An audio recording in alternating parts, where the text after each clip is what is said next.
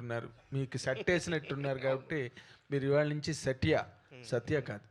ఆ, మీరు ఇందాక రెండు పాయింట్లు ఉంటున్నాయి. సత్య ఇస్ నాట్ జెట్లీ అని ఇక్కడ మాట అంటే, ట్రైలర్లోనేమో I don't do comedy, I'm done with comedy అని ఒక మాట. ఇందాక వెన్నెల కిషోర్ గారు సత్య ఫ్యాన్స్ అని అనగా నాకు ఫ్యాన్స్ అంటే బాబు అంటున్నారు అని కథల నుంచి. మీరు ఈ సినిమాతో ఫ్యాన్స్ని సెపరేట్గా, అంటే మీరు కామెడీగా కాకుండా ఒక హీరోగా ఎస్టాబ్లిష్ అయ్యి మీకంటూ ఫ్యాన్ ఫేర్ స్టార్ట్ అయ్యే సినిమాగా ఇది వస్తుందా?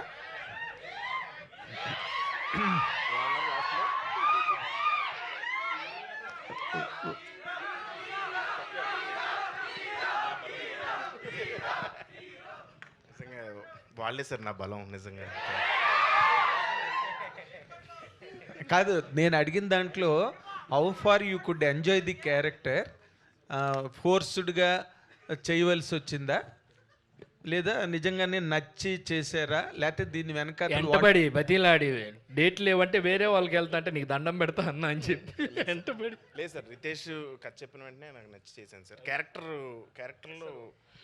నచ్చి చేశాను సార్. అంటే కాదు, ఇప్పటి వరకు మీరు కమీడియన్నే, there is no doubt about it. ఇప్పుడు ఈ సినిమాతో హీరో అయిపోతారా? లేదు సార్, ఇది కామెడీ స్పేస్లో ఉండే క్యారెక్టర్ అది. అంటే ఇప్పుడు హీరోలు ఎలా చేస్తారు, ఈ సినిమాని హీరోలు చేస్తే ఎలా ఉంటుందని నేను అలా చేశాను సార్. ఓకే, ఇప్పుడు హీరోలు హీరో అంటారు. అదే అలా చేశాను, కానీ అంటే కామికల్గానే చేశాను తప్ప సీరియస్గా అలా చేయలేదు sir. But sir, sorry to disturb the flow కానీ చాలా కష్టపడ్డారు సార్ నిజంగా. మామూలుగా మనము ఆయన కష్టపడ్డారా, అందరూ కష్టపడ్డారు? ఆయన మాత్రం చాలా కష్టపడ్డాడు. ఓకే, ఇప్పుడు మామూలుగా ఒక హీరో కష్టం చూపించడానికి మనము ఈవెంట్లో ఒక ఏవీ పెడతామండి బేసిక్గా, స్టంట్స్ అవన్నీ పెడతాం. ఈయన ఫోటో పెడితే సరిపోతుంది సార్, ఎందుకంటే ఆయన వేసుకున్న విగ్ అన్ని రోజులు సార్ చెప్తున్నాను చాలా కష్టం సార్. అది మాత్రం కష్టం సార్, దానికి మాత్రం నిజంగా కష్టపడ్డాను నిజంగా. అంటే ఆయన సడన్గా ఒకరోజు విగ్ తీసి వస్తే సార్, నిజంగా నేను గుండు కొట్టుకున్న తర్వాత మనం సడన్గా ఫస్ట్ టైం స్నానం చేస్తాం కదా సార్, ఒక ఫీలింగ్ వస్తుంది నాకు. అట్లా చూడగానే నాకు ఆ ఫీలింగ్ వచ్చింది సార్, ఏదో తెలియని రిలీఫ్, నా అటాచ్మెంట్స్ అన్ని పోయి అలా అనిపించింది చూడగానే. అలా ఎందుకంటే చూడటం కూడా కష్టం సార్, మా కష్టం కూడా అదే, అలా చూడటం. ఓకే, అందరం కష్టపడ్డాం సార్. పొద్దున్న పెట్టేవారండి, క్లిప్స్ అయ్యి పెడతారు సార్, ఈవినింగ్ వరకు అది చాలా నరకంగా ఉంటుంది. సెట్లోనే మీకు సెట్ వేసారు అనమాట సార్. అవునండి. అంటే what is the best part you enjoyed in this film అండి? ఒక ప్రోటగనిస్ట్ లీడ్ క్యారెక్టర్గా ఫిల్మ్ అంతటిని మీరే లీడ్ చేయాలి కదా. ఏంటంటే సినిమా అంతా యాక్ట్ చేయడం, ఇది సెగ్మెంట్లుగా జరుగుతుంది సార్ సినిమాలో. ఒక్కొక్క క్యారెక్టర్తో ఇంటరాక్షన్, ప్రతి ఒక్కరితో ఇంటరాక్షన్ నేను బాగా ఎంజాయ్ చేశాను సార్. ప్రతి షూటింగ్ చాలా ఫన్గా జరిగింది. అది ప్రతి సినిమాలోని ప్రతి వాళ్ళకి జరిగేదేనండి, ఇంటరాక్షన్ ఎంజాయ్మెంట్. లేకపోతే షూటింగ్ ఎలా జరుగుతుంది, రోజు కట్టుకోవాలి. What I'm asking is what is the best part ఈ ఫిల్మ్లో మీరు ఎంజాయ్ చేసిన ఇమోషన్ కానీ, లేకపోతే డైరెక్టర్ మీకు ఇచ్చిన క్యారెక్టర్లో ఛాలెంజ్ కానీ, what is all about it? అంటే సీన్స్లో కొంచెం క్వర్కినెస్ ఉంటుంది sir Riteish రైటింగ్లో.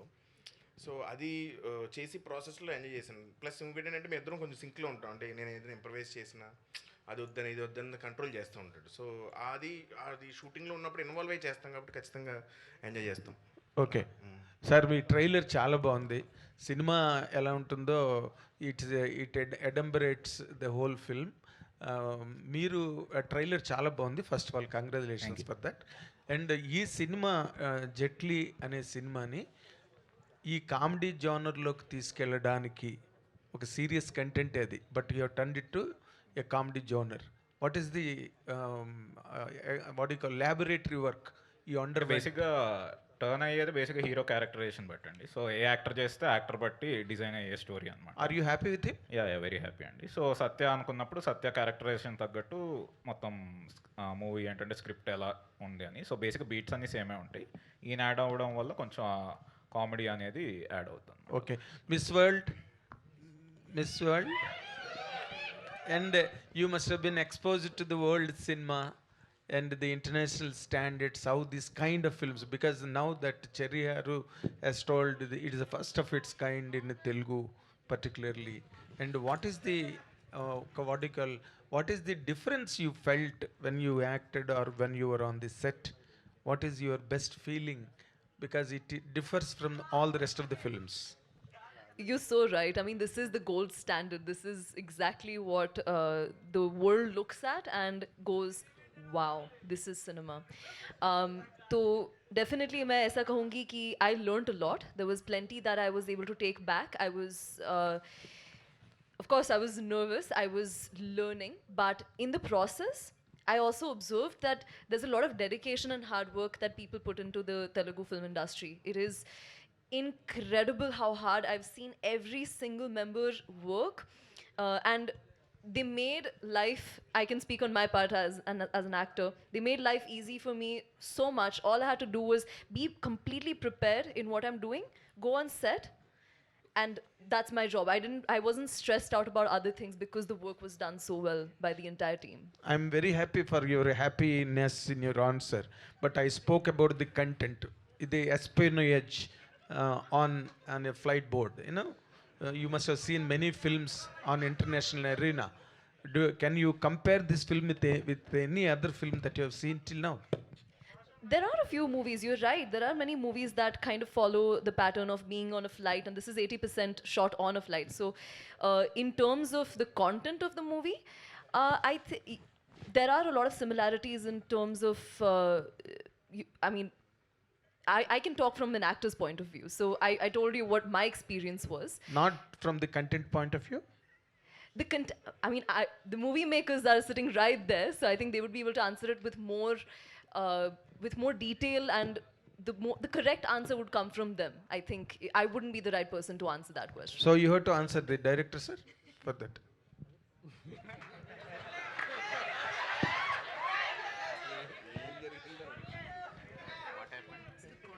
I was asking if I've seen movies from all around the world. So then how does this compare to that, the content of the movie? అంటే ఒక్క లైన్లో చెప్పాలంటే machine impossible cinema సత్యతో తీస్తే ఎలా ఉంటుంది అలా వెన్నెల కిషోర్ గారు సార్ That కిషోర్ is గారు what exactly I wanted to know you from. You landed on the same point. Kishore గారు సార్ కిషోర్ గారు సార్ సార్ ఇందాక నుంచి మీలో ఎన్నో భావాలు అణుచుకుంటున్నట్టుగా అనిపిస్తుంది నా సార్? డైరెక్టర్ గారికి కూడా ఏదో రాసి చూపిస్తున్నారు ఏంటి అసలు లేదు సార్, ఇది మీసం తీసేయచ్చా అని అడుగుతున్నాను సార్. కొంచెం చాలా ఇబ్బందిగా ఉంది, సఫికేషన్గా ఉంది, వద్దు అన్నాడు అందుకని. అదే ప్రాబ్లం, మీకేమో ఆయనకేమో విగ్ ప్రాబ్లం, మీకేమో మేసల్ ప్రాబ్లం. సార్ కష్టే ఫలి సార్ అంతే. నైస్. సత్య గారు సార్ మత్తు వదలరా 2లో చిరంజీవి గారి డ్యాన్స్కి చిరంజీవి గారి పాటలకి డ్యాన్స్ చేస్తారు మీరు. అది ఆ సినిమాకి సెకండ్ హాఫ్కి చాలా బాగా హెల్ప్ అయింది. అలాంటి ఎలిమెంట్స్ ఏమన్నా పెట్టారా ఇంక సినిమాలో? ఎట్లీ లేదు, ఏం డాన్స్ లేదు. డ్యాన్స్ అలాగే ఏం లేదు సార్. ఓకే. చెరి గారు సార్ మీకు తెలిసిందే కొన్ని థియేటర్స్ పర్సంటేజ్ సిస్టంలో 30th నుంచి లాస్ట్ డేట్ అని అనౌన్స్ చేశారు. Already 23 theatres. యాక్టివ్ ప్రొడ్యూసర్స్ చాలామంది దాన్ని అపోజ్ చేశారు. మీది May 1 మీ ఫస్ట్ సినిమా మీదే రిలీజ్ ఇది అయ్యాక ఏం జరుగుతుంది సార్ ఇండస్ట్రీ? అంటే వాళ్ళు యూనిలేటరల్గా డిసిషన్ తీసుకున్నారండి, కొన్ని థియేటర్స్లో పర్సంటేజ్ సిస్టమ్ కంపల్సరీగా పెట్టేస్తామని చెప్పి. బట్ అది యాక్సెప్ట్ చేయలేదండి. ఛాంబర్స్లో మళ్ళీ మన రిటర్న్ రిక్వెస్ట్ పెట్టాము.